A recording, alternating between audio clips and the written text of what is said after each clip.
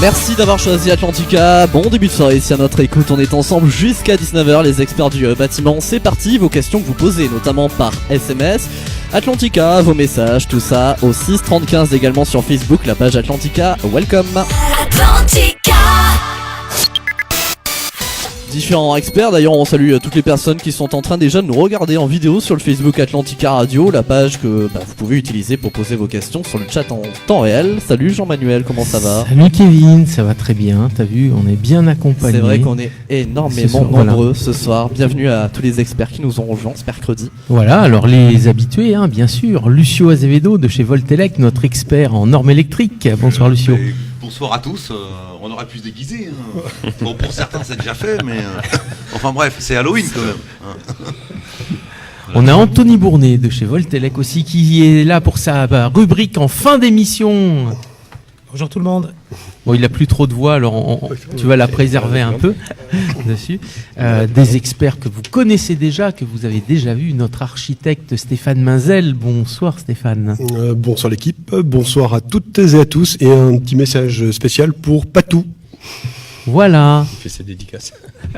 Notre expert en peinture et peinture bâtiment, Yannick Calassou de chez Novatio. Bonsoir. Voilà, le petit nouveau. Il est là. Voilà, Daniel Brachet, qui est donc agent immobilier sur la zone du Val-de-Lair. Bonsoir à toutes, bonsoir à tous.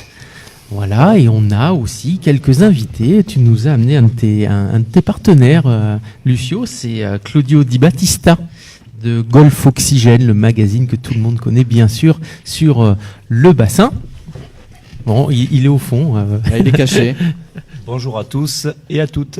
Salut voilà, Claudio. et donc C'est pas que sur le bassin. ouais, c'est Il pas a, que sur il le a, bassin. il a on va dire un bouquin spécial golf dont nous on fait partie dedans en publicité et c'est vraiment enfin voilà, il faudrait le mettre en ligne, ça serait pas mal, un petit lien entre la radio et lui. Pas de soucis, Voilà, ça sera c'est fait. une idée. Voilà, mais les médias, c'est voilà, surtout sur la région, c'est vrai que bon, ils sont assez solidaires les uns des autres, et c'est un avantage que l'on a justement. Il n'y a pas vraiment de guerre des médias sur le bassin. Oui. Voilà, tout le monde s'entend bien Et on aime tout le monde. et partage. Voilà. Alors, on va commencer avec les présentations un petit peu des nouveaux, surtout Voltelec. Bon, tout le monde connaît, bien sûr, expert en électricité, domotique. Oui, tout à fait. Donc, Voilà. s'il y a encore des questions, on en a beaucoup. On peut pas répondre à tous. L'objectif, c'est de faire passer un peu tout le monde et des métiers différents, parce que voilà, on a besoin de savoir ce qui se passe dans tous les métiers. Tout à fait. Donc, peut-être que je vais pas trop avoir de questions aujourd'hui, ou je vais le laisser à certains. Voilà, mais montrer aussi que les experts, c'est bien, chacun expert dans son domaine, mais c'est important aussi qu'il y ait une cohésion entre tous les experts et tous les différents métiers du bâtiment, quand on intervient sur le bâtiment. Et c'est là que tu es important, parce qu'on voit que tu es un vrai lien entre toutes les professions. L'électricien, il est au début, puis il est à la fin. Donc la chaîne, on la connaît bien, et c'est vrai qu'on a besoin de tout le monde pour arriver à un résultat parfait, quoi. Voilà. Alors, Yannick, 3e passage, Novatio. Tu nous en parles un petit peu. Quatrième passage. Il est content. C'est énorme. Le jour de l'anniversaire, on va boire un coup. Novatio intervient sur les peintures, les remises en peinture des maisons et des bâtiments, intérieurs et extérieurs, et le traitement de bois aussi. Voilà, combien de salariés en gros chez Novatio ? Une quarantaine. Voilà. Une petite société. Stéphane Minzel, 2e passage, donc architecte. Et oui, quand même, 2e passage. Oui, alors Stéphane Minzel, architecte, au sein de l'agence ASC Architecte à Mérignac, essentiellement spécialisé dans l'immobilier entreprise, plateforme logistique, mais également dans l'immobilier habitation collective et du privé. Voilà, et Daniel Brachet, donc. Le petit nouveau. Oui. Agent immobilier de mon état. Voilà, alors tu peux parler de ta structure. Ma structure, c'est une toute petite structure puisque je travaille seul. Comme ça me permet de chouchouter mes clients et surtout de les conseiller parce que je veux d'abord avoir un rôle de conseil. Voilà, et donc tu es sur la région du Val-de-Lair. Voilà, alors le Val-de-Lair, ça s'étend d'où à où en gros ? Le Val-de-Lair, c'est depuis Belin-Bellier, j'ai même Je m'étends un petit peu dans les Landes, sur du Jamestras, je vais un petit peu partout, là où les gens souhaitent vendre ou acquérir un bien. Voilà, donc en règle générale, on a beaucoup d'émissions maintenant à la télévision où on voit les fameux chasseurs d'appartements ou les agences immobilières. Ouais. Alors ton métier il se positionne où par rapport à tout ce qu'on a l'habitude de voir médiatiquement ? Dans la vraie vie. Dans la vraie vie. Je pense que c'est un métier, hein. Il y en a beaucoup aujourd'hui, dont certains ils le font, c'est pas leur métier, quoi. Donc c'est pour ça que... C'est un métier qu'il ne faut surtout pas faire pour ses honoraires. Les honoraires viennent en récompense du travail accompli. Voilà. On va passer aux questions des auditeurs parce que du coup on en a quand même beaucoup et beaucoup de questions qui sont en réaction justement aux émissions qui sont passées avant. Donc la première c'est Antoine qui nous la pose, c'est pour un changement de destination. Bonjour, je compte acheter un local commercial de 60 mètres carrés afin de le transformer en habitation. Suis-je obligé de passer par un architecte pour effectuer le changement de destination ? Alors Stéphane ? Eh bien, bonsoir Antoine. On va essayer de répondre à la question le plus simplement du monde. Là, tout bonnement, ça tombe sous le coup de l'article R431-2 du Code de l'urbanisme, donc qui prévoit le recours à l'architecte. Recours à l'architecte donc qui est parfaitement explicité. Et pour faire simple, dès lors qu'on ne dépasse pas un certain palier en surface de construction, surface plancher et cumulé à la surface d'emprise, on est dispensé du recours à l'architecte. Et sont notamment dispensés du recours à l'architecte les particuliers qui construisent pour eux-mêmes, les commerçants indépendants, professionnels libéraux, donc sont dispensés du recours à l'architecte. Donc dès lors qu'on ne dépasse pas une certaine surface. Alors j'en profiterai pour faire un petit aparté là-dessus. Puisque en début d'année, et ça a été donc voté par l'article 82 de la loi de 2016 925 du 7 juillet 2016, où on porte le palier du recours à l'architecte à 150 mètres carrés. Sauf que jusqu'à présent, le décret d'application n'est pas paru dans les textes officiels, et pour l'instant, s'applique encore l'ancien palier de 170 mètres carrés. Donc je préfère le préciser parce que il y a encore cette confusion. Tant que le décret d'application n'est pas passé, on reste encore à 170 mètres carrés pour le seuil d'intervention de l'architecte. Donc pour répondre à Antoine, 60 mètres carrés, il peut effectivement se passer entre guillemets de la signature d'un architecte, mais toutefois, bien évidemment, je lui conseille de s'entourer de professionnels dignes de ce nom, et notamment d'un architecte parce qu'il sera quand même de bons conseils. Voilà, alors on va rappeler ce que c'est le changement de destination aussi, pour les autres auditeurs qui nous écoutent. C'est lorsqu'un bien a une destination commerciale, par exemple, et qu'on veut le faire passer en tant qu'habitation. Tout à fait. C'est valable dans l'autre sens aussi ? Bien sûr. Bien sûr. Donc là, quel type de déclaration il faut faire justement pour ça ? C'est une déclaration toute simple. En déclaration préalable, changement de destination, c'est prévu. Il y a plusieurs formulaires. Donc à ce propos-là, Jean-Manuel, on pourra mettre en ligne effectivement des liens PDF qui permettront aux gens de retrouver donc les questions posées et surtout les adresses internet pour pouvoir s'y rendre le plus simplement du monde. Voilà, il ne faut pas se tromper de case quand même. Voilà. Ça reste un métier. Alors voilà, comme beaucoup, c'est vrai que la moindre case qu'on aurait loupée, déclaration qui aurait été mal faite, ça peut parfois entraîner des coûts financiers au niveau de la taxation française. Donc moi je pense que c'est pourquoi je conseille vivement effectivement aux gens avant d'entreprendre une quelconque démarche, de prendre conseil auprès d'un professionnel. Voilà, on a une autre question pour la région, question de Laurence sur les zones éligibles au PTZ. Bonjour, y a-t-il un moyen de savoir si le bien que l'on veut acheter avec mon époux se trouve bien dans une zone éligible au PTZ ? Alors on va demander d'abord, Daniel, le PTZ, qu'est-ce que c'est ? C'est le prêt à taux zéro. Et donc, qu'on soit dans une zone ou une autre, on n'a pas droit... Au jour d'aujourd'hui, toutes les zones sont éligibles au prêt à taux zéro. Voilà, simplement, la valeur du prêt à taux zéro peut varier en fonction des zones et en fonction des revenus des ayants droit. Alors, justement, ces zones, il y en a beaucoup. Il y en a beaucoup. Alors, l'idéal, c'est de se rapprocher soit de son banquier, soit d'un courtier en financement, soit d'un professionnel de l'immobilier. Moi, je suis tout à fait capable de répondre sur un lieu précis de ce qui va se passer. Voilà, dans ta zone du Val-de-Lair, il y a beaucoup de différences. Il y a où elle est à peu près toute. Il y a des différences. Il y a des différences. Oui. Stéphane, justement, tu dois. Oui, tu dois connaître cette problématique. Ça un petit peu, oui. Alors pour reprendre ce que disait Daniel, tout à fait. Voilà, le PTZ, le prêt à taux zéro. Il s'agit d'un prêt immobilier sans frais de dossier. Donc il n'y a pas de frais cachés. En fait, les intérêts des emprunts sont payés par l'État. Et donc effectivement, il y a tout un système de différé au niveau de la mise en application du prêt, ce qui permet effectivement de soulager les mensualités des gens pouvant y souscrire. Voilà. Et pour reprendre donc la question de Laurence, les zonages, alors là aussi pour compléter, il existe 5 zonages répartis donc sur 3 lettres, A, B et C, et les 2 premières lettres, A et B, étant subdivisées elles-mêmes en deux sous-catégories. Et alors, ça sert à quoi cette carte de zonage? Ça sert surtout à mesurer, on va dire, le degré de tension du logement, à savoir le rapport qu'il y a entre l'offre et la demande.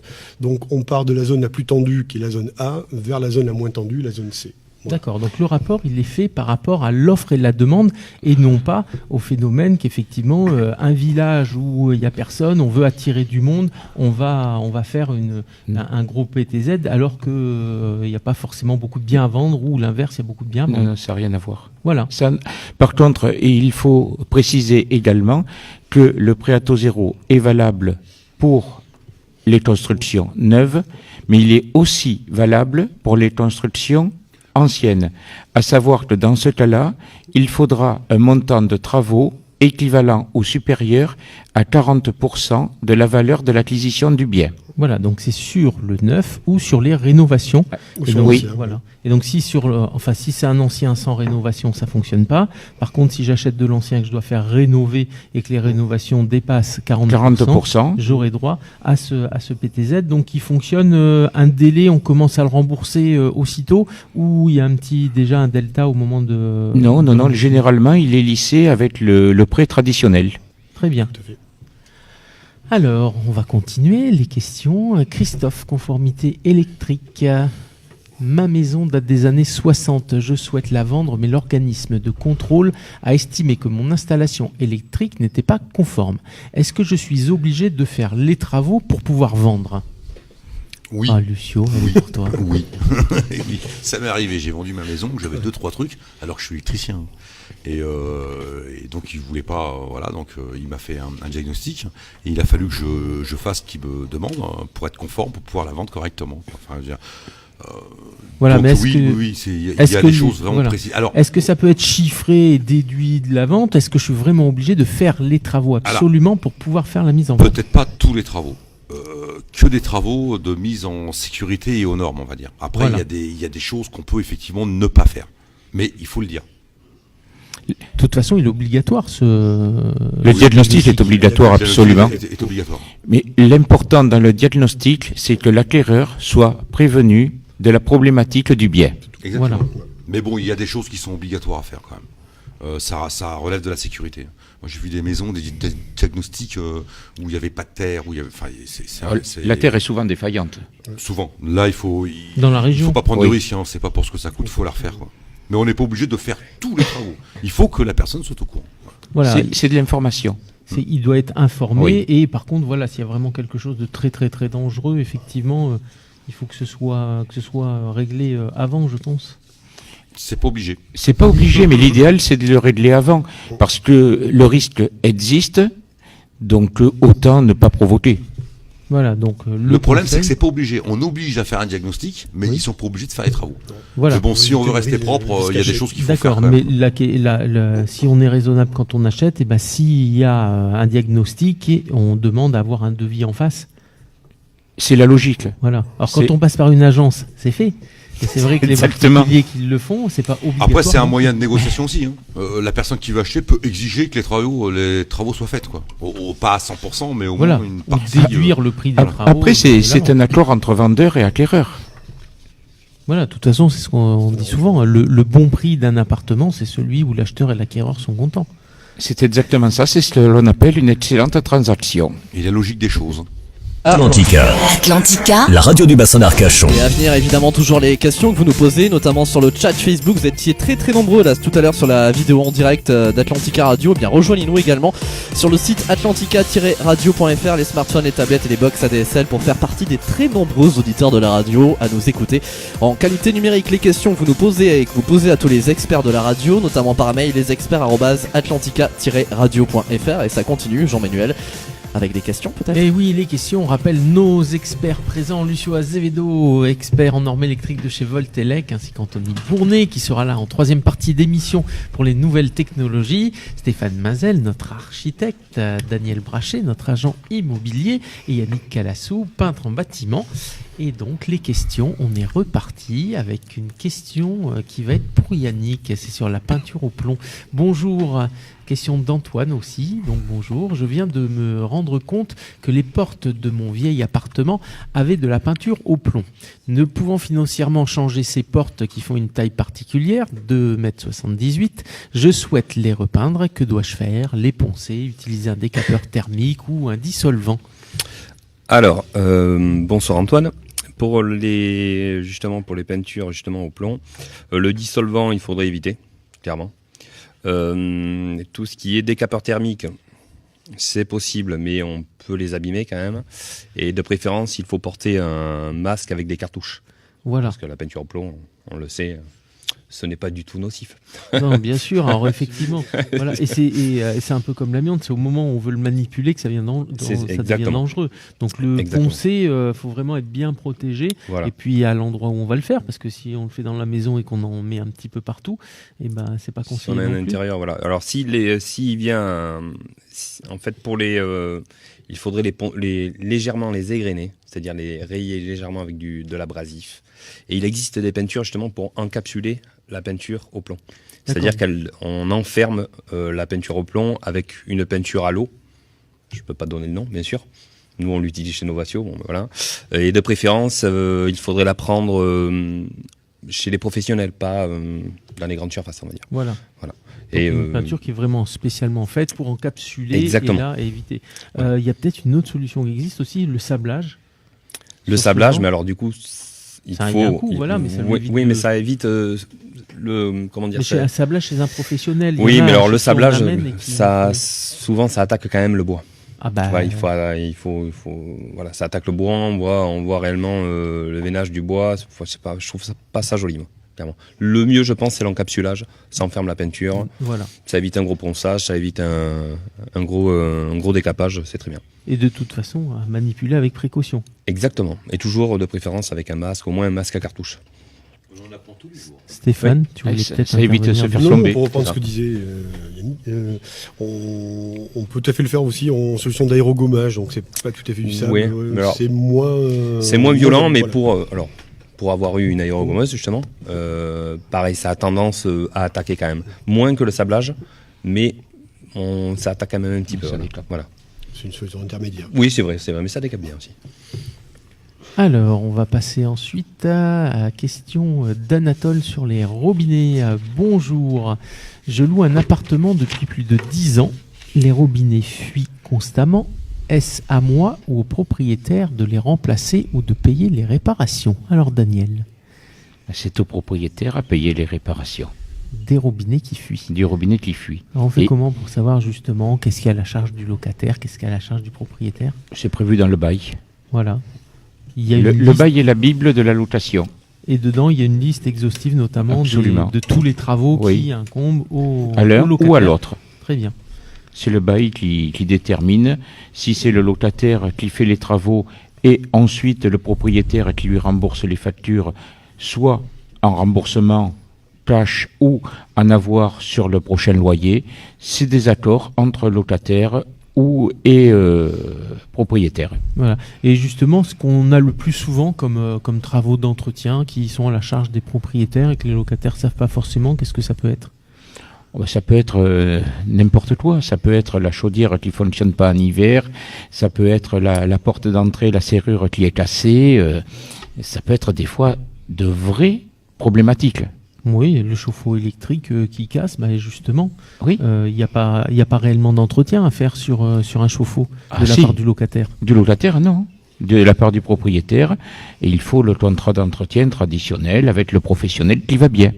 Voilà. Puis je pense que tout ce qui est fixe est à la charge du propriétaire, non ? Oui, Oui. Tout ce qui est fixé. Fixe, quoi. C'est ça, quoi. Ouais. Les meubles meublants. C'est bien, c'est une bonne information Et oui. pour nos auditeurs.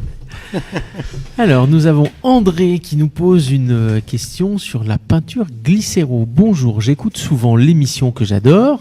Merci André. Dans votre dernière émission, vous avez expliqué les différences et l'utilisation des différentes peintures. Merci beaucoup pour votre réponse, puisque c'est moi qui avais posé la question. Bon, ça tombe bien. J'ai entendu dire que la peinture Glycéro était interdite. Est-ce vrai ? Les anciennes peintures Glycéro étaient vraiment très nocives. Maintenant, ils sont obligés quand même de réduire les COV. Voilà ce qu'on a parlé la dernière fois. On en a parlé la semaine dernière. Maintenant, il existe des peintures, comme on dit, des peintures mixtes, des peintures alkydes. Alors, qu'est-ce qu'une peinture alkyde ? C'est une peinture à l'eau et ils utilisent les bases, les résines des peintures Glycéro, justement. Et c'est des peintures qui peuvent s'appliquer en intérieur, en extérieur. Assez dur. On peut en mettre partout, ça tient très bien. Voilà, donc elles ne sont pas interdites, mais effectivement, Non. le fait de baisser de plus en plus les fameux Composés organiques volatiles, et effectivement, on les utilise de moins en moins. Ça a beaucoup changé, Stéphane, justement, ces matériaux dans les années qui viennent de passer, là ? Notamment les 15 dernières années. Oui, en l'espace de 10 ans, oui. Vraiment une accélération. Comme le faisait remarquer Yannick, oui, on est vraiment passé à la phase tout aqueuse, c'est-à-dire vraiment que des produits à base d'eau, en délaissant le plus possible les solvants, voire même en les interdisant.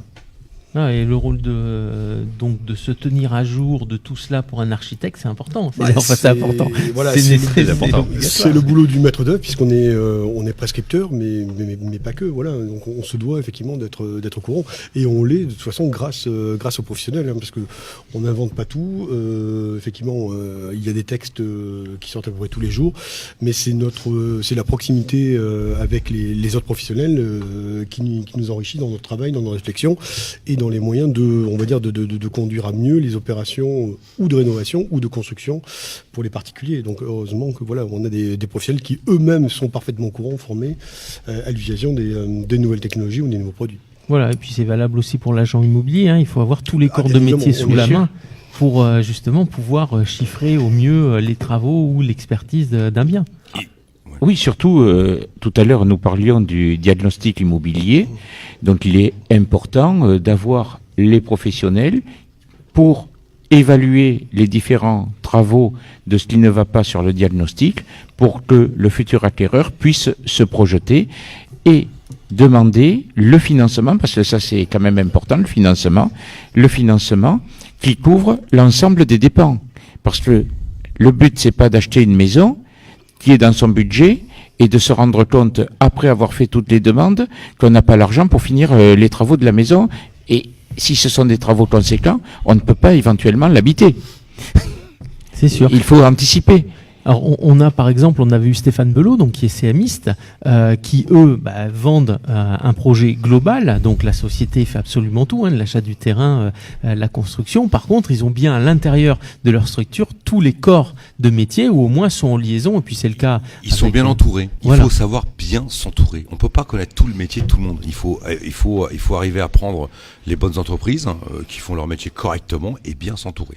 Voilà, parce qu'on le voit encore beaucoup. Il y a des entreprises du bâtiment où les personnes sont enregistrées en tant qu'auto-entrepreneurs et puis font absolument tout elles-mêmes. Oui, après il y a des auto-entrepreneurs qui travaillent très très bien. Oui. C'est un statut. Tout à fait. Mais qui font tout corps métier. Non, la personne qui fait bâtiment. tout, bon, moi, je sais ce que j'en pense, quoi. Un métier, c'est particulier. En 6 mois, on l'apprend pas. Il faut arrêter, hein, d'accord. Ça avec des années, etc. Donc, il faut absolument que pour mener à bien une histoire, c'est l'histoire, hein, c'est pas rien de faire une maison, un agrandissement, etc. C'est des soucis. Je veux dire, déjà, il faut un gage de confiance. Il faut qu'on ait vraiment confiance. Et pour avoir réellement confiance aux gens qu'on a en face de soi, si la personne dit moi, je fais tout, on peut être d'accord. Par contre, vous faites peut-être pas vous, mais vous êtes bien entouré. Voilà. Il faut s'en assumer, quoi. Et aujourd'hui, c'est la question que j'ai posée à Stéphane, la veille technologique dans chacun de vos métiers, c'est un temps important et un budget important aussi. Toi, en domotique, la veille technologique, c'est tous les jours qu'il y a quelque chose qui sort. Alors, heureusement qu'on est aidé par l'État sur la formation, parce qu'on a des budgets formation. Pourquoi ? Parce que ça va tellement vite. Bon, il faut pas tout prendre. Il y en a, ils s'enflamment un peu sur la technologie qui à mon avis, iront jamais dans les maisons, quoi. Pas dire tout le monde n'est pas riche, quoi. Donc nous, on va dans la domotique où on va dans un milieu où tout le monde peut se permettre de l'avoir à des prix corrects qui fonctionnent bien. Maintenant, s'il y en a un qui a vraiment un gros budget et qui veut se faire plaisir, on peut aussi, quoi. Mais bon, ça, effectivement, sans formation, c'est pas possible. Voilà, et puis il y a vous, en domotique, il y a beaucoup de normes qui sortent et qui existent maintenant. Et dans le bâtiment, en règle générale. Alors, c'est pas des normes. Il y a une norme électrique. La domotique, c'est autre chose. Il n'y a pas une norme sur la domotique. Par contre, sur les économies d'énergie, effectivement, la domotique peut rentrer dans la norme d'économie d'énergie. Parce que si on met certaines pièces en domotique, ça permet des économies qui fait que ça passe. Voilà. Au niveau des nouvelles réglementations sur on va dire, des logements neufs, quoi. ART 2012, par exemple. Et on n'a pas fini, ça va grimper encore, hein. La prochaine, on sait pour quand à peu près, elle est prévue ? 2019 2019-2020, oui, tout à fait. Oui. Voilà. Et bientôt, il va falloir être positif. Oui. Ah, mais ça, le BPOS, c'est l'objectif. L'objectif, c'est que la maison rapporte quelque chose sans être obligé de consommer à l'extérieur, quoi. Aujourd'hui, on consomme un peu à l'extérieur et on le retient à l'intérieur. Demain, l'objectif, c'est on consomme pas à l'extérieur, on fait en sorte que ce soit positif et que ça rapporte. Ça va éviter les centrales nucléaires et tout le reste, quoi. Voilà. Donc des maisons qui non seulement soient autonomes, on va dire, au niveau énergétique, mais qui rapportent. Ensuite, et sont même capables de redistribuer sur le réseau. De redistribuer pour donner aux autres maisons, les anciennes, etc., sans qu'ils aillent puiser l'énergie dans le nucléaire, etc., quoi. Alors aujourd'hui, justement, les uns les autres, vous pensez que toutes les technologies qui arrivent, c'est plus de l'amélioration des technologies existantes et des performances des technologies existantes ou de nouvelles technologies carrément qui arrivent ? Moi, je pense que toute la nouvelle technologie qui arrive, elle va dans le sens à comment moins consommer pour éviter d'esquinter le moins possible notre planète. Ils ont vraiment une culture de réflexion par rapport à ça, quoi. Voilà. Et donc tout ce qui est fait aujourd'hui, bon, ils ont des bâtons dans les roues tous les jours, hein. Il y a des choses qu'on peut pas faire. Pourquoi ? Parce que c'est un manque de business. Enfin, c'est politique. Il y a pas mal de choses un peu compliquées. Mais le sens de la réflexion, elle est vraiment, esquinter le moins la terre et que ça soit le plus économique possible. Voilà, Yannick, tu nous en as parlé, ces fameuses peintures qui sont destinées à éviter au soleil de rentrer pour garder le frais ou l'inverse, retenir la chaleur à l'intérieur. Les peintures, les peintures isolantes, ça évite justement tout ce qui est ITE. C'est très bien, les ITE sont très bien aussi, mais c'est beaucoup moins onéreux quand même qu'un ITE, et cela fonctionne très bien. Bon, bien sûr, il faudrait expliquer c'est quoi l'ITE. L'ITE, c'est l'isolation thermique par l'extérieur. Voilà. Mais oui, mais c'est exactement. Si oui, c'est vrai qu'on parle donc, technique. Qu'est-ce qui existe justement parce que nous, on est au courant de tout ça. Comme isolation technique par l'extérieur, thermique par l'extérieur. Il y a quoi, par exemple, pour les auditeurs qui connaissent pas forcément quel matériau on a. Il y a plein de solutions, que ce soit des laines, des mousses, d'autres composés. Il y a une infinité, une gamme. Il y a du choix là, en isolation, en isolation extérieure. Effectivement, Yannick, c'est que ça reste encore corps, effectivement, pas un marché de niche, mais un marché assez fermé parce qu'effectivement assez onéreux. La mise en œuvre est compliquée. Elle est compliquée, oui et non. Il y a poste d'échafaudage, replacer toutes les menuiseries, etc. C'est pas si compliqué que ça. Pour le particulier, c'est quand même un gros chantier. Pour le particulier. D'ailleurs, il subit un chantier pendant plusieurs semaines. C'est pour ça qu'il doit avoir confiance. Il est bien entouré. Finalement, dans le bâtiment collectif, les organismes publics, les OPHLM. Ah oui, tout le monde le fait. Parce que de toute façon, voilà, c'est ce qu'il y a de plus rentable. Pour un particulier, effectivement, ça reste encore très onéreux. Moi, mon isolation préférée, c'est l'isolation projetée. Donc, mais c'est en langage clair, c'est une isolation. On projette de la mousse. Cette mousse elle gonfle et elle va combler tous les trous. Ça évite tous les ponts thermiques. C'est la mousse polyuréthane. C'est le top. Voilà, et c'est pas que thermique, ça doit être phonique du coup aussi. Absolument. Oui. Ça dépend de la mousse qu'on met. Il y a de la phonique, il y a de la thermique, il y a le mélange de deux, etc. Et ça, c'est vraiment, on a vraiment tout aujourd'hui, justement pour amener même une vieille maison à être positive. C'est ça qui est intéressant. Donc il faut que les gens qui ont des vieilles maisons qui se disent ça va me coûter une fortune. Non, c'est pas vrai. Il faut faire chiffrer, c'est pas vrai, ça coûte pas une fortune. Et vu les économies qu'ils vont faire tous les mois, déjà premièrement, ça va aider leur budget et les économies leur payer ces travaux. Ils vont avoir du confort et en plus ils aident la planète quoi. Tout à fait. Et il y a les aides également de l'État. Exactement. Il y en a pas mal. Il faut au travers de l'ANA sur Internet. Bien sûr. Donc encore une fois, il faut s'adresser aux professionnels concernés, qu'ils préparent le devis, qu'ils chiffrent les travaux, les aides et ce que l'on va gagner. Voilà, et puis alors c'est souvent la chose, c'est faire appel à des professionnels et des experts dans leur métier, ça coûte pas forcément, et même ça coûte bien souvent moins cher parce que ça rapporte beaucoup et on va avoir du bon matériel déjà, on va avoir de bons conseils et c'est surtout l'économie que l'on va faire chaque jour et chaque mois. On va avoir une économie financière et on va avoir une qualité de vie différente. Voilà, et celle-là... C'est pas parce qu'on achète moins cher des travaux qu'à la finale, ça va coûter moins cher. Tout à fait. Attention, à un moment donné, quand c'est vraiment moins cher, il faut regarder les matériaux qui sont mis et ce que ça va porter à la fin. Des fois, il vaut mieux payer plus cher avec des bons matériaux qui vont donner des économies, on va dire à la fin, ça va coûter moins cher pour la personne. Quoi. Alors, on arrive début novembre, c'est le mois sans tabac, en plus les gens vont faire des économies. C'est pour ça que je suis un peu énervé là. Novembre justement, c'est le moment pour faire quel type de travaux? Mais j'ai commandé mon kit au moins. Non mais c'est vrai, je l'ai commandé ce matin, ça arrive dans 10 jours. J'ai 10 jours pour me...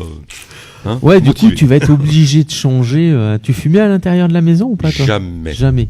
J'ai beaucoup de respect pour mon entourage. Je me cache quand je fume. C'est mignon ça.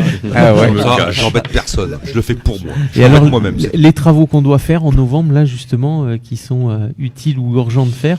Pensez au chauffage, à l'isolation. Attention, si jamais vous voulez changer des fenêtres et que vous n'avez pas de VMC et que vous n'avez pas d'entrée d'air, vous allez créer un bocal fermé et avoir une humidité qui va vous pourrir tous les murs, les peintures, etc. Donc, encore une fois, quand on va faire une rénovation dans une maison, attention, tous les corps d'État autour sont vachement importants pour mener à bien l'opération.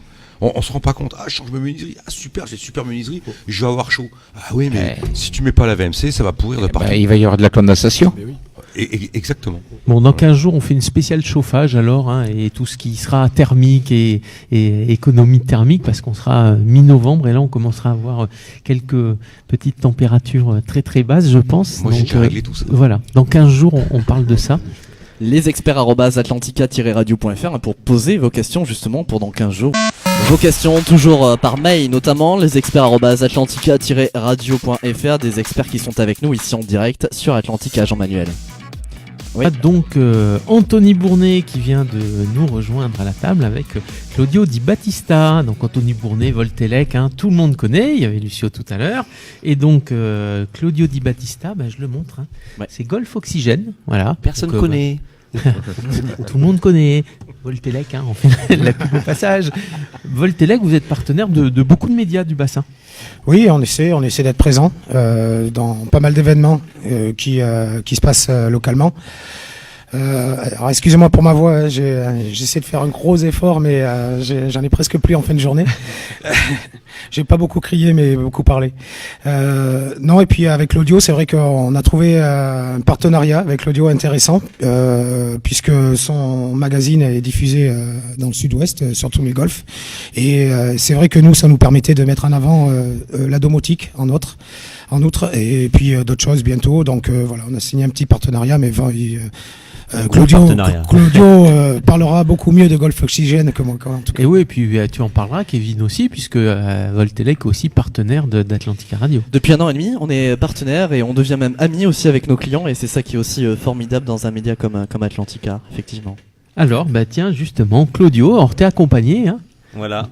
Oui, comme tu disais, oui, c'est vrai que c'est l'amitié dans le business et surtout dans la communication. Il y a des gens à qui ça fait peur. Eh bien moi, ça fait depuis 16 ans que ça me fait pas peur, et c'est vrai que j'ai même été consulté pour ça, en savoir est-ce que j'ai le droit d'être ami avec mes clients. On m'a dit toutefois oui, si vous le faites bien et si vous le faites vraiment très très bien, avec plaisir. Donc du reste, voilà, c'est vrai que c'est des choses que j'arrive à faire depuis des années, et donc moi, ça me gêne pas du tout, bien au contraire. Voilà, alors tu es le créateur de ce magazine Golf Oxygène. Tout à fait. Donc un magazine qui parle du golf, du milieu du golf, donc magazine qui est né à Bordeaux. Qui est né à Bordeaux, tout à fait. Pour être plus précis, à Mérignac, enfant de la balle de Mérignac. Voilà, ayant fait tous mes sports à Mérignac, voilà, je salue le SAM d'ailleurs, quel que soit le sport, que ce soit la gym, que ce soit le foot, que ce soit le tennis ou autre. Voilà, j'embrasse tous les samistes. Voilà, deux passions. Le premier, bien sûr, le sport depuis tout petit, entre le foot, le tennis et maintenant le golf, qui est une réelle passion. Et puis, bien sûr, le gratuit. J'ai fait mes armes. Et je remercie à Christophe Thiésy, avec qui on avait repris le petit zapper Bordeaux en 2000, qui m'a mis le pied à l'étrier sur la communication, la publicité. Il avait vu en moi cet homme que je ne connaissais pas dans la communication. Donc voilà, je tiens à le remercier. Donc voilà, les deux passions ont fait que je me suis dit un retour de compétition de golf à Paris, au national, pour pas citer, qui serait peut-être intéressant de faire un magazine sur le golf, et par contre un magazine régional. Voilà. Voilà, et puis on a beaucoup comme tu dis, de sportifs ou d'anciens sportifs qui vont au golf. On a beaucoup de chefs d'entreprise aussi dans le milieu du bâtiment, qui y vont aussi.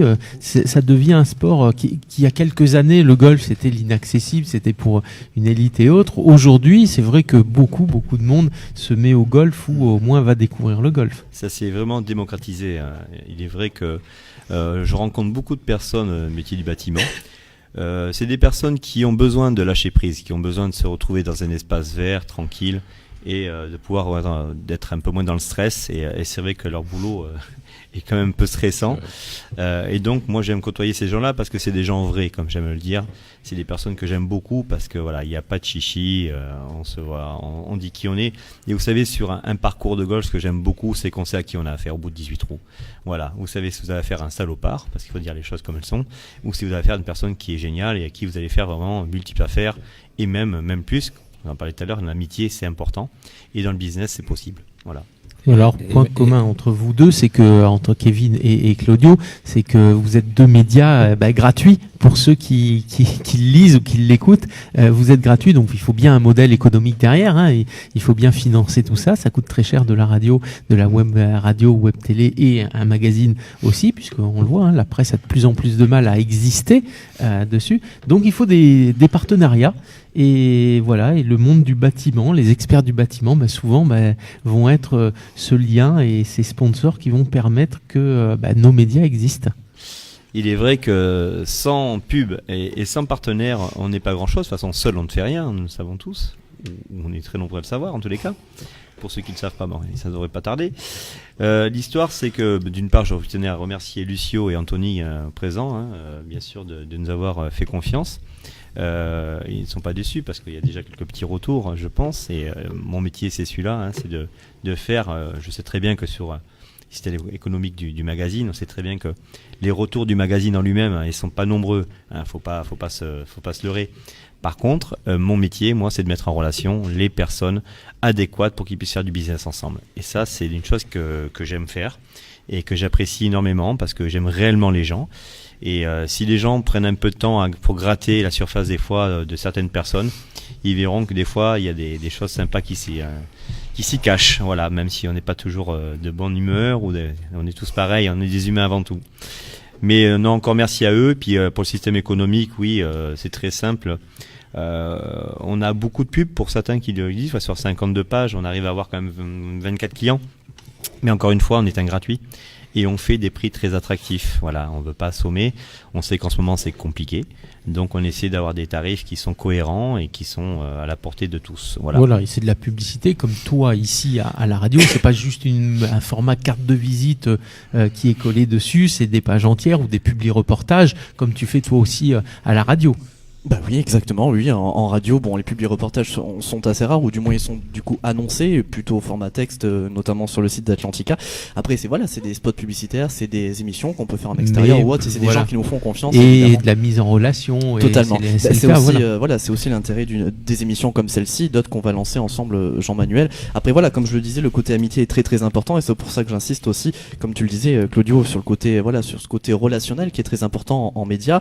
Voilà, comme pour Voltelec et pour d'autres clients. On se connaît aussi en dehors et ça c'est super important. Voilà, des gens qui peuvent venir boire le café ou autre et pas forcément discuter boulot. Donc c'est pas après 18 trous par contre. On parle pas trop de trous chez nous, enfin peut-être pas les mêmes, mais voilà, c'est plutôt autour de discussions sur le monde de la radio ou autre chose. Anthony. Alors, merci pour ce témoignage d'amitié en même temps. Oui. C'est vrai que maintenant toute l'année, tous les jours, on s'éclate bien avec nos partenaires. Je remercie d'ailleurs Kevin et Jean-Manuel parce qu'ils nous ont fait faire de la radio déjà, c'était une belle expérience. Je remercie Claudio parce que il m'a fait goûter au golf aussi, mine de rien, et puis j'accroche. Même si bon, ça prend du temps, mais c'est vrai que c'est toujours avec plaisir. Avec Claudio, c'est une histoire même plus longue puisque quand on s'est revus, on s'est aperçu que on a vécu au même endroit notre enfance, notre adolescence, et on s'est côtoyé un peu et on a côtoyé même des amis communs, et donc finalement ça nous a permis d'aller beaucoup plus vite dans notre amitié et puis le partenariat coulait de source derrière, quoi. Voilà. Oui, c'est vrai que cette rencontre était quand même assez hallucinante, je confirme. Et c'est vrai qu'on a dû se croiser quelques fois dans des cités où on a pu habiter plus jeune, parce que bon, ouais. Sans jamais faire de bêtises. Hein. Non, jamais. Non, moi, personne ne me connaît sous nom de bêtises. Anthony, on n'en doute pas. Ou alors pas bien grave. Non, mais voilà, non. L'idée, bien sûr, merci pour votre invitation ce soir, en tous les cas. C'était un vieux rêve de passer à la radio. Voilà, ça s'est fait. Donc voilà, Raphaël, j'avais mon fils, excusez-moi, mais nous n'était pas là. Non, mais c'est très bien, ça montre, ça montre l'esprit. Voilà, nos experts, ils sont experts dans leur domaine tous, mais ouais, ça reste des papas, ça reste des amis, ça reste et puis ça montre aussi que voilà, c'est ce qu'on veut montrer, c'est que en dehors des émissions d'experts qui sont très austères d'habitude, nous c'est l'inverse. Quasiment tous les experts sont amis ou deviennent amis très vite, et il y a un vrai lien d'amitié. Et puis voilà, un média comme le tien, c'est important. Donc c'est important d'en avoir, c'est important de le mettre en avant. Et puis voilà, de faire des liaisons aussi, comme Kevin le fait en te faisant venir ici. On a l'occasion bien sûr de discuter ensemble et de voir bien sûr quelles sont les synergies. Et je pense qu'il y en a beaucoup. Yannick, tu as eu l'occasion d'ailleurs de croiser Claudio ? Oui, on s'est croisés plusieurs fois au golf. Au golf, voilà. Cap-Ferré, voilà. Et il connaît mon patron. Ah oui, voilà. je connais David. Exactement. Bon, on va repasser aux questions de nos auditeurs, puisqu'il y en avait une qui nous a été posée, vu que tu nous as fait faux bon pendant quelques semaines. Mais bon, t'as été tout excusé. C'était Patrick pour des ampoules gratuites. Alors quand il nous a posé la question, on ne voyait pas encore de pub à la télé, et où ça arrivait juste, et maintenant on la voit beaucoup. Alors la question de l'époque, c'était: bonjour, est-ce vrai que EDF doit fournir des lots d'ampoules gratuites à tout le monde ? Alors, c'est pas EDF qui les fournit, c'est subventionné par Géofrance Finance.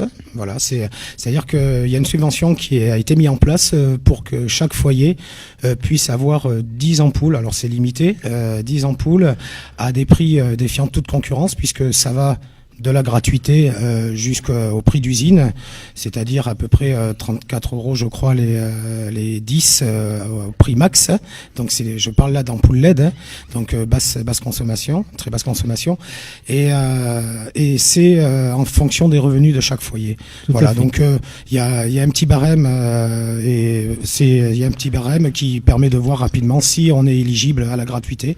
Sinon après, on voit ce que ça nous coûte, mais dans tous les les cas, ça restera quand même un prix défiant toute concurrence. Voilà, donc moi je l'ai fait, j'ai été sur le site, alors c'est simple, c'est en un seul mot, mesampoules-gratuites.fr.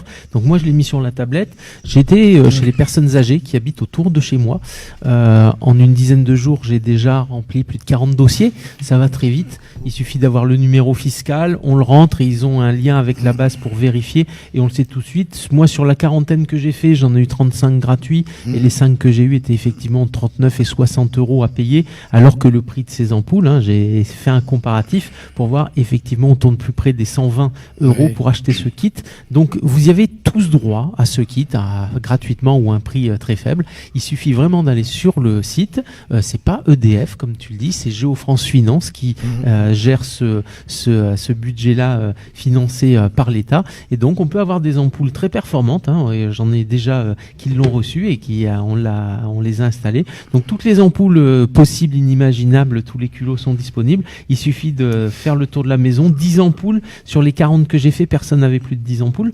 Donc voilà, bon, j'ai choisi des personnes aussi qui avaient des revenus pas très élevés pour être sûr que ça fonctionnait très bien. Donc 10 ampoules, ça faisait la maison dessus, et franchement voilà, je le conseille, il faut vraiment pas longtemps pour le faire. Le site est bien fait, c'est vrai que tout se fait en ligne et oui, voilà, c'est vraiment très rapide. Je pense que c'est vraiment une bonne initiative qui a été faite donc avec le ministère de l'écologie aussi, qui est partenaire bien sûr à tout ça, et voilà, profitons-en, puisque de toute façon on paiera pas cher et ça générera des économies derrière. Donc voilà. Alors tous les petits jeunes, si votre grand-mère ou votre grand-père n'ont pas internet, n'hésitez pas avec votre téléphone. Sympa l'info, sympa l'info, puis vous leur faites, avec ils vont faire des économies.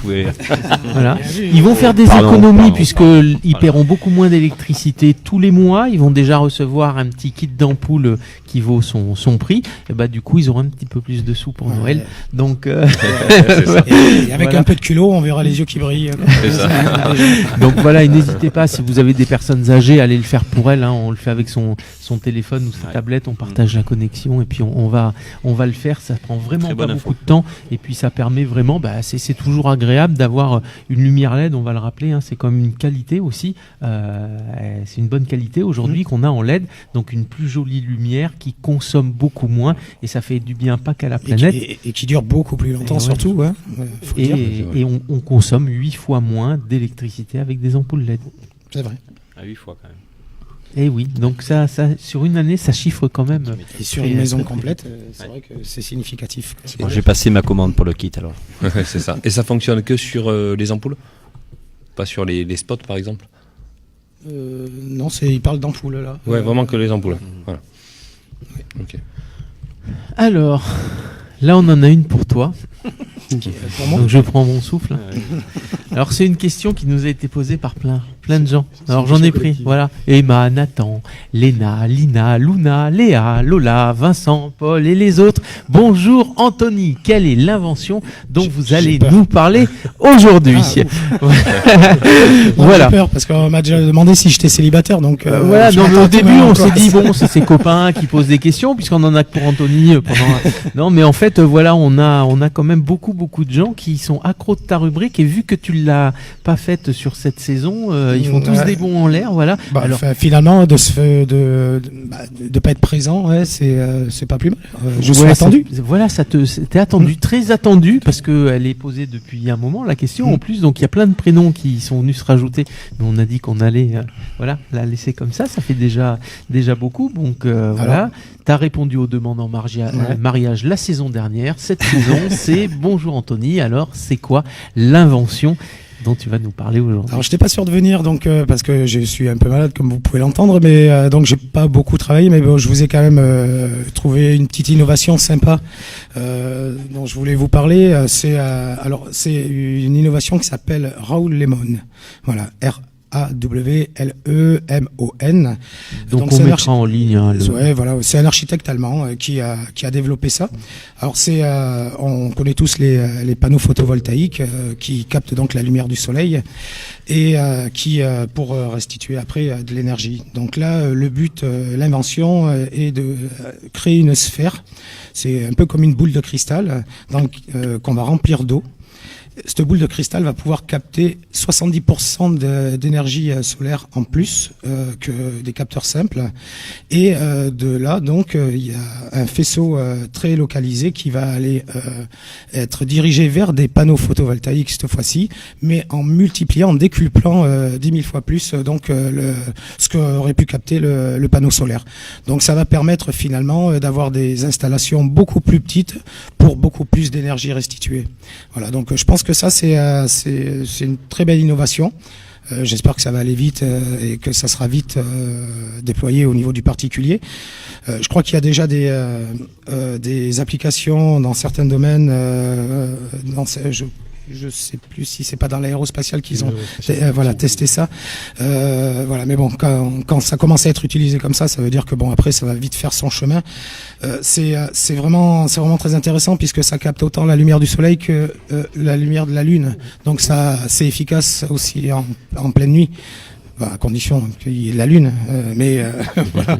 Mais voilà, ça élargit quand même les possibilités du panneau photovoltaïque. Voilà, c'est surtout qu'une cellule photovoltaïque, donc Stéphane, l'architecte, tu vas pouvoir nous le dire, mais une cellule photovoltaïque c'est tout petit, c'est plat, bien souvent, et là c'est une sphère qui capte, quel que soit l'angle du soleil, va récupérer cette luminosité et le rayonnement du soleil pour le réorienter vers la cellule et concentrer, donc justement avec un potentiel beaucoup plus important. C'est le fonctionnement du prisme. Oui, voilà. ça fait un effet loupe finalement qui concentre énormément donc les rayons et qui permet de les restituer. D'ailleurs aujourd'hui alors c'était une des premières énergies qui a révolutionné un petit peu l'ère industrielle, la vapeur.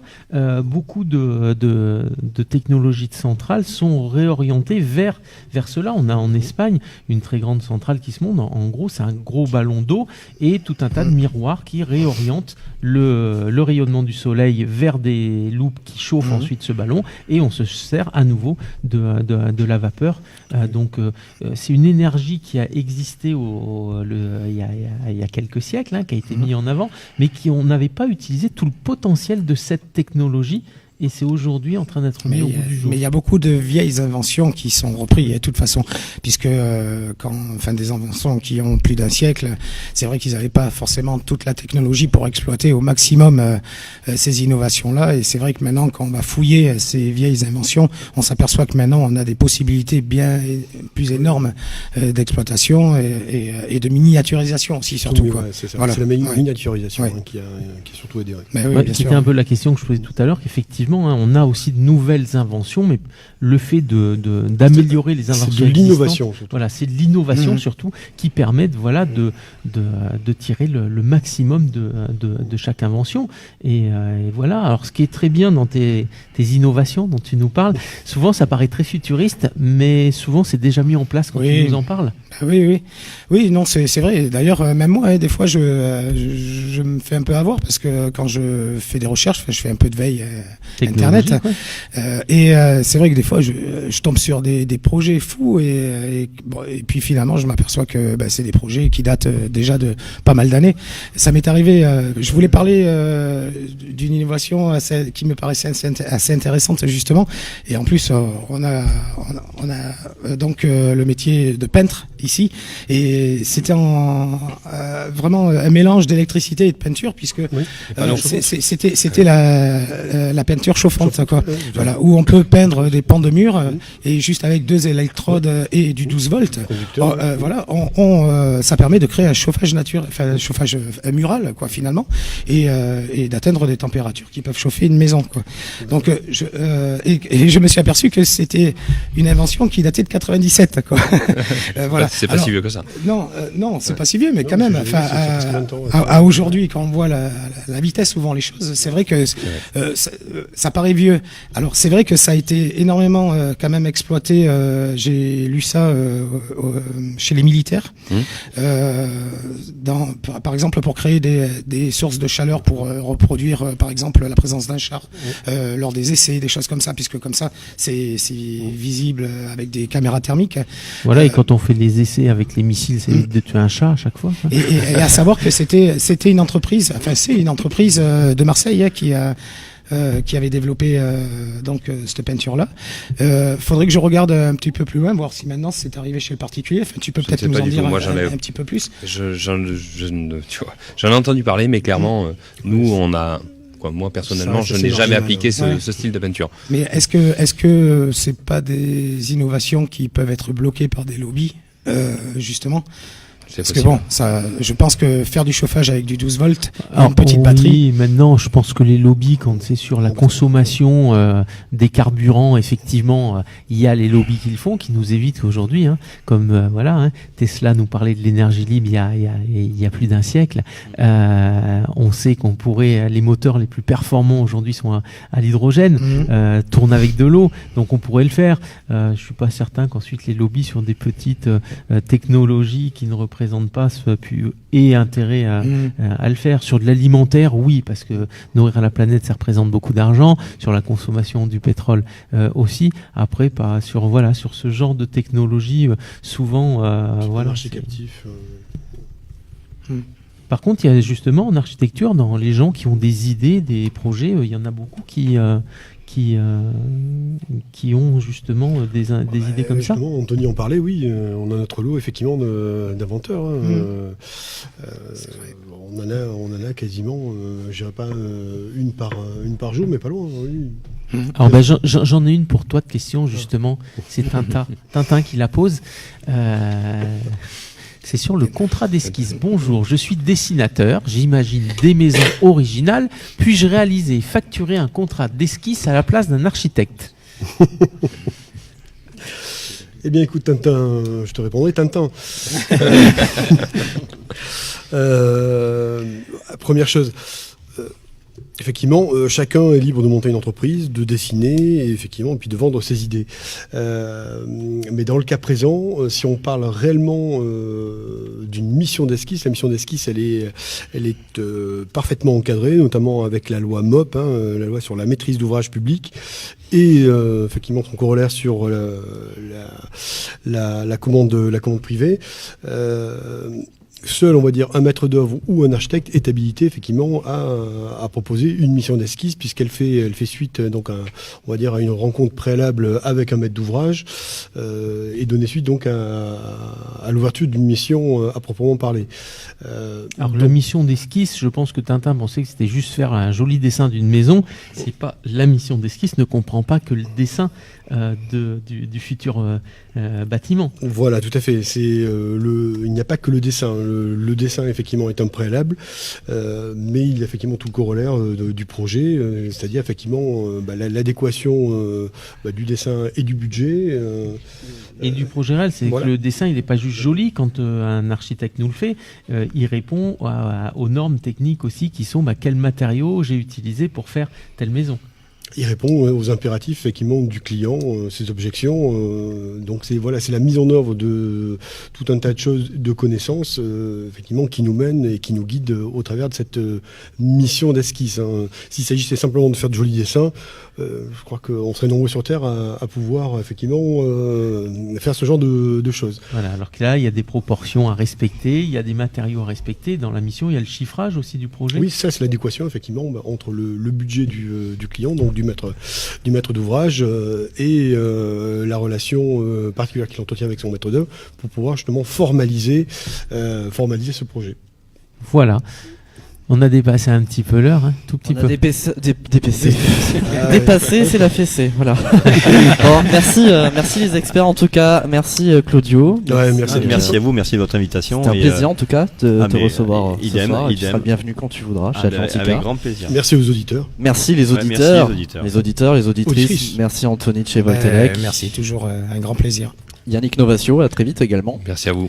Puis à bientôt Stéphane, à bientôt Jean-Manuel, à bientôt tout le monde du coup. Voilà, comme ça. Daniel Brachet qui était avec nous. Et Daniel aussi, voilà, et sa femme qu'on salue. Et Lucio qui est sur le canapé, tranquille là.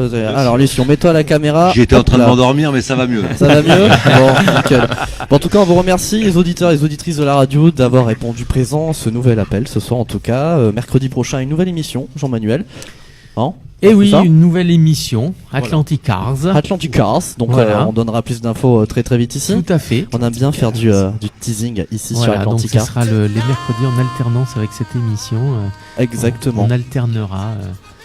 Voilà, Atlantic Cars et les experts du bâtiment. On aime bien alterner ici, sachez Atlantica. À très vite tout le monde, merci d'avoir choisi Atlantica, une belle fin de journée, un bon début de soirée ici à notre écoute.